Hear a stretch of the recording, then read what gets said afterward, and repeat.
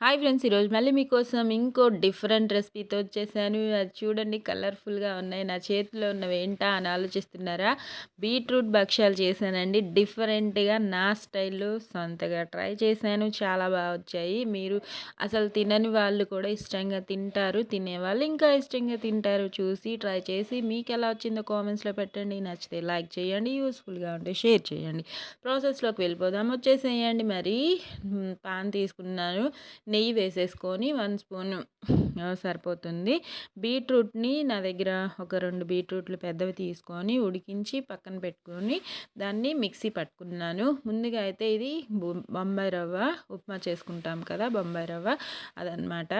నెయ్యిలో బొంబాయి రవ్వని చక్కగా ఫ్రై చేసేసుకోవాలి లో ఫ్లేమ్‌లోనే. కాస్త స్మెల్ అంటే అరోమా మనకు అర్థమవుతుంది ఫ్రై అయింది లేనిది. కొద్దిగా ఫ్రై అయితే సరిపోతుంది.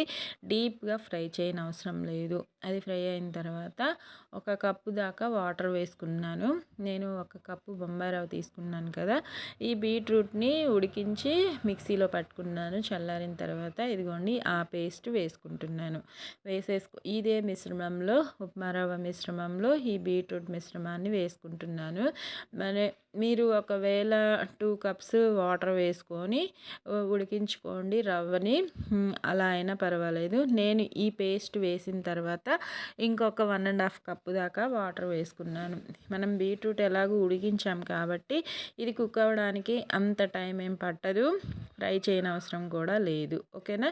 ఇంకా వాటర్ చెప్పాను కదా! ఇంకొక 1½ కప్పు దాకా వేసుకొని ముందుగా ఒక కప్పు వేసుకున్నాను. తర్వాత ఒక హాఫ్ కప్పు దాకా వేసుకొని చక్కగా మిక్స్ అయ్యేలా కలిపేసుకొని రవ్వ ఉడికితే సరిపోతుంది మనకి. చూడండి మొత్తం కలిసేలాగా మిక్స్ చేసేసుకొని రవ్వ ఉడికించుకున్నాను లో ఫ్లేమ్‌లో. దగ్గర పడింది. ఈ టైంలో 3 యాలకులు దంచి వేసుకున్నాను.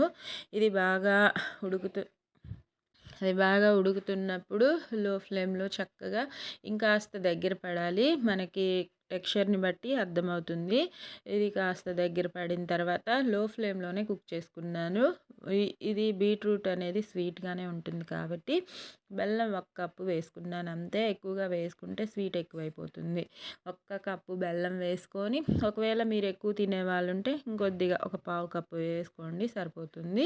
ఇంకా చక్కగా కలిసేలాగా మిక్స్ చేసుకొని ఇంకాస్త దగ్గర పడేంతసేపు ఇది మనం బెల్లం వేసాం కాబట్టి లూజ్ అవుతుంది ఈ మిశ్రమం అనేది. ఇంకా బెల్లం వేయడం వల్ల అది చూడండి దగ్గర పడేంతసేపు మీడియం టు లో ఫ్లేమ్‌లోకి మార్చుకుంటూ దగ్గర పడేంతసేపు ఉడికించుకోవాలి. నెయ్యి కూడా 1 స్పూన్ అంత వేసుకుంటున్నాను. వేసేసుకొని ఇంకొద్దిగా సేపు లో టు మీడియంలోకి మార్చుకుంటూ కుక్ చేసుకుంటే ఈ మిశ్రమం అనేది రెడీ అవుతుంది. ఈలోపు నేను మైదా పిండి ప్లస్ గోధుమ పిండి 1 కప్పు తీసుకొని మిక్స్ చేసి పెట్టుకున్నాను భక్షాల కోసము. అది మిక్స్ చేసి పక్కన పెట్టేసుకున్నాను. ఇంకా నానుతుంది కదా పిండి 1 అవర్ నానితే బాగా వస్తాయన్నమాట. ఇదిగోండి ఈ మిశ్రమం అయితే రెడీ అయిపోయింది. చూస్తున్నారు కదా దగ్గర నుంచి. ఇంకా స్టవ్ ఆఫ్ చేసేసుకొని చల్లారబెట్టేసుకోవాలి. ఇదిగోండి పిండి అయితే చక్కగా నానిపోయింది. ఈ నానిన పిండిని ఇప్పుడు భక్షాల్లాగా చేసుకుందాము. చూపిస్తున్న విధంగా చేసి ట్రై చేసేయండి.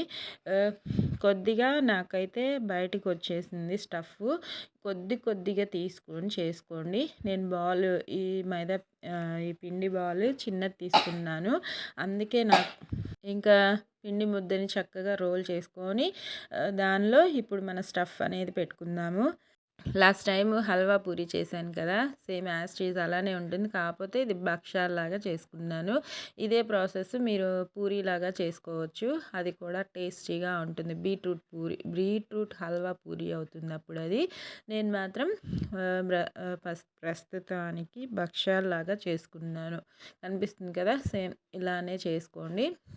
చక్కగా ఫోల్డ్ చేసేసుకొని దాన్ని రోల్ చేయనవసరం లేదు. ఇలా చేత్తో అంటేనే సరిపోతుంది. రోల్ చేయడం వల్ల ఆ స్టఫ్ అనేది బయటకు వచ్చేస్తుంది.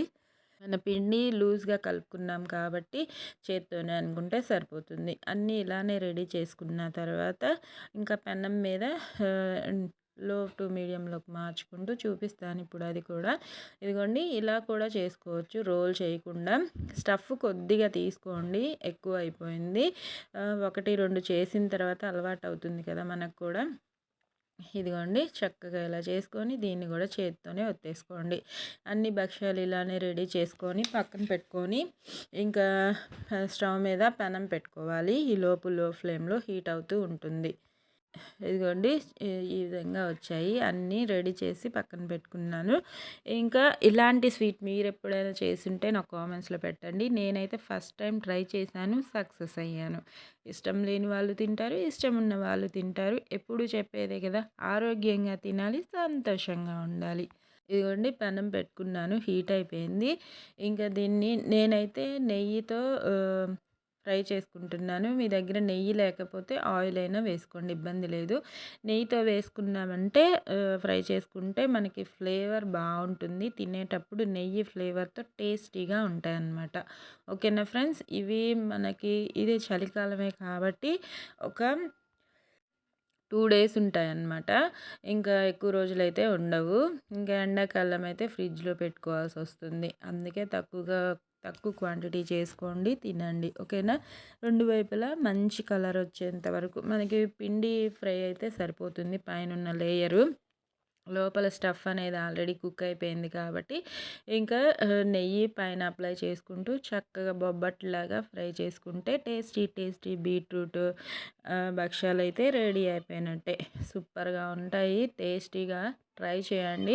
హెల్తీగా కూడా ఉంటాయన్నమాట. మనం వేసిన ఇంగ్రీడియంట్స్ అన్నీ హెల్తీనే కాబట్టి. ఓకేనా. పిల్లలకి పెద్దలకి ఎవరికైనా చేసి పెట్టండి. పిల్లల నుంచి పెద్దవాళ్ళ దాకా ఇష్టంగా తింటారు. అదే కదా మనకు కావాల్సింది కూడా. నచ్చితే లైక్ చేయండి, షేర్ చేయండి, సబ్స్క్రైబ్ చేసుకోండి. Thank you for watching friends. చూసారు కదా దగ్గర నుంచి. నా వీడియో నచ్చితే ఓకేనా. ఇంకా మరిన్ని వీడియోస్తో మీ ముందుకు వచ్చేస్తాను. మీ ఝాన్సీ రాణి. Bye friends.